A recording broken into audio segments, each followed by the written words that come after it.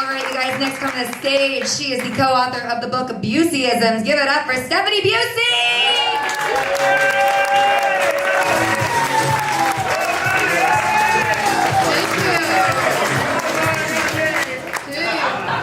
So I guess we all can hear that my husband is here tonight. 11 years ago, Gary Busey asked me to marry him, and I said yes. Apparently brain damage is contagious.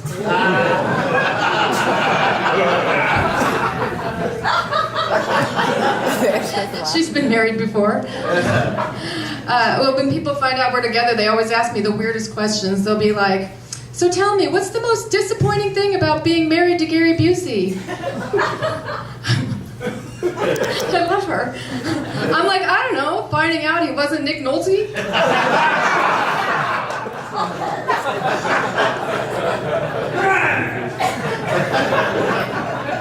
Being married to a celebrity, you do get to have some cool experiences. I got to be on an episode of Celebrity Wife Swap.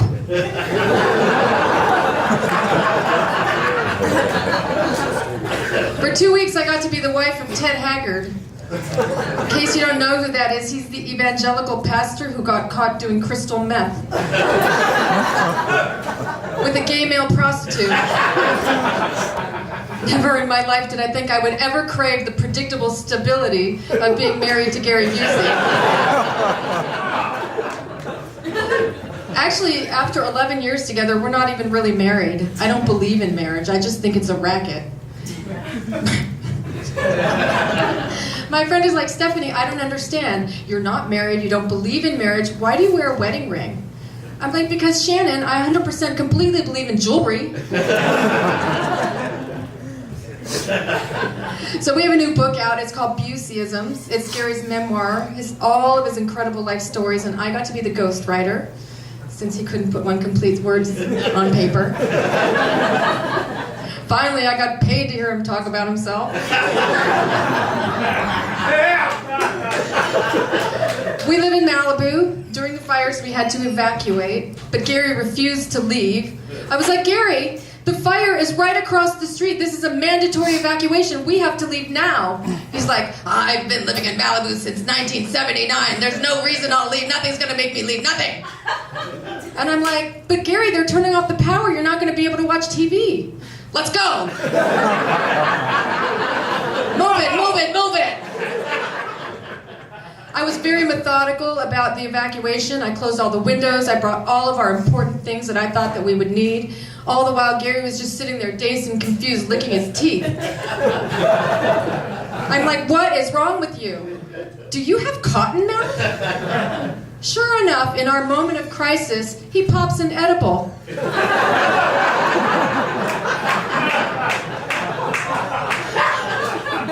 I'm like, whatever, I can't deal with this right now. We need to pack up the car. We need to go. So after I packed everything up myself, he just strolls out there with one thing, his guitar. I'm like, really, Gary, is that it? You don't have anything else that you need? Nothing else you need to go get? He's like, oh yeah, I forgot. So he goes back in the house, he comes back with a big bag of Doritos.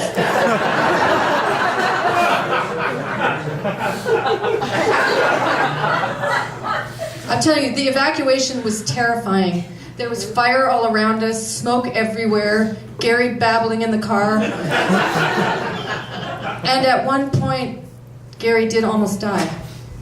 Because I almost strangled him! So we have an incredible 9-year-old son. His name is Luke. When I first had him, I never wanted to leave the house, but I made myself. Luke was about 3 years old. Before I left, I gave very specific instructions. I said he has dinner at 6, he goes to sleep at 7, and you have to give him a brand new diaper before you tuck him in. Luke was like, don't worry, Mommy, I got this. Dad will be fine.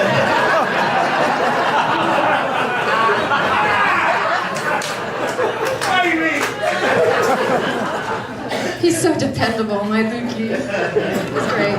You know, not long after I had Luke, I found out that Gary had to declare bankruptcy. You know what else I found out? I'm a shitty gold digger.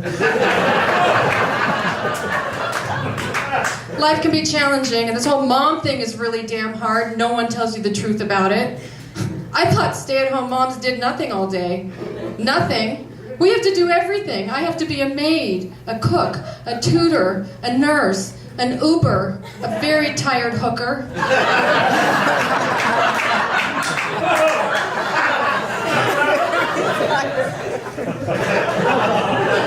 And nobody tells you that kids are barbarians. I mean, they are like natural-born barbarians the second they come out. It's like you have to reel them in right from the start. It's a never-ending game of good cop, bad cop.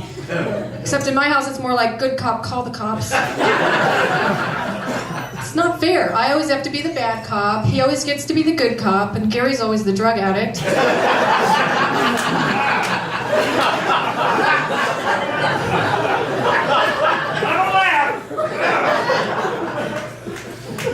That's what I keep telling myself.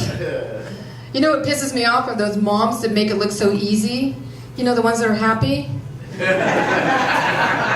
The ones that look like they got their life in order. The ones, you know, the granola munchers wearing their long flowy sundresses they got at Whole Foods. They got their 8-year-old sucking their tit, their toddler on their leg, and they're cooking and they're cleaning, and they're like, oh, a nanny, why would I need a nanny? I can do it myself, I don't need one of those. I'm like, yeah, well, I don't need one either. I need 2. I'm telling you. You know what I can't stand? I can't stand getting parenting advice from Gary. It goes like this. Steffanie! I forgot what I'm gonna say. Can you make popcorn?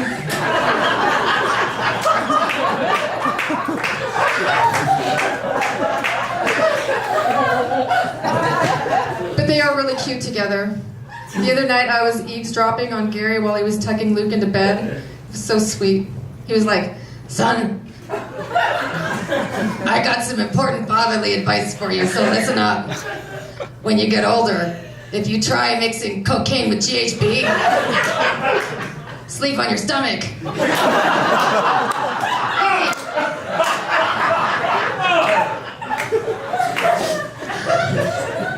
So Luke's already in the 3rd grade. I can't believe how fast it's all flying by so fast.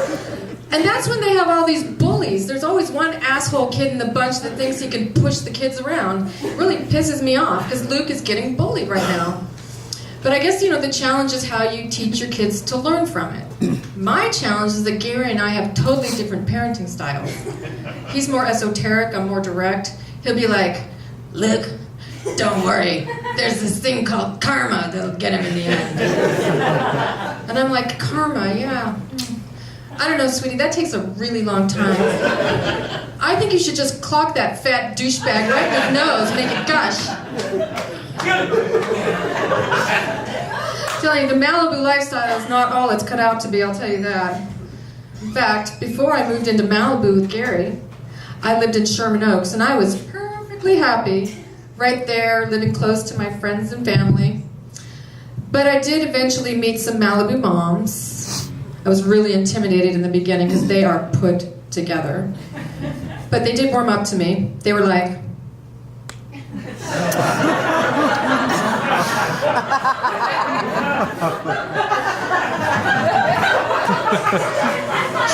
Steffanie, I love that I can be myself with you. We're just so real. I feel like I could just let my hair down. Maybe even blink. Ouch. But I got to know these incredible women, and I confided in them how I was struggling as a mom, how I felt like a failure because I couldn't breastfeed. And they could totally relate to me. They were like, Steffanie, I know exactly how you feel. When my nanny got back from Guatemala, she couldn't breastfeed my kids anymore either. Her milk dried up. Ouch. Ouch. But I did meet this incredible Malibu mom. She was from New York. She was really more my style. We spoke the same exact language. I met her at preschool drop-off, and I noticed her kid was sick and had all this mucus pouring out of his nose, and I was like, hey bitch, why the fuck is your kid here with that shit pouring out of his nose? And she was like, because cunt, I got shit to do and I don't want to get sick.